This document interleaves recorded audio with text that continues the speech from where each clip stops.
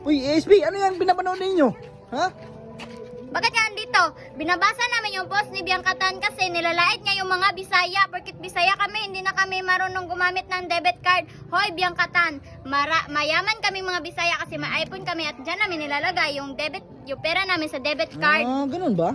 Mga Bisaya, may mga sikat may tulad ni Duterte, ni Kim Cho, ni Manny Pacquiao, ni Bini Kulet, ni Bini Aya. Mga Bisaya, may mga bright me. Ah, Tapos may nagsasabi daw, hindi daw kami naliligo mga Bisaya. Hoy, naliligo kami 3 times a day. Iba yung sabon namin sa muka, sa katawan, kaya malinis kami, wala kaming bone.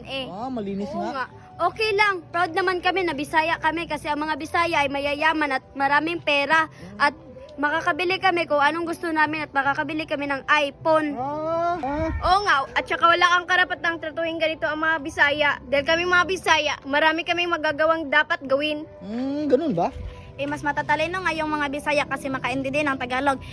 Kayo nga ba? Makaintindi ba kayo ng Bisaya? Hindi kayo nakakaintindi. Hindi kayo nakaintindi. Mga bright ang mga alis na Bisaya. lang ako. Oo nga.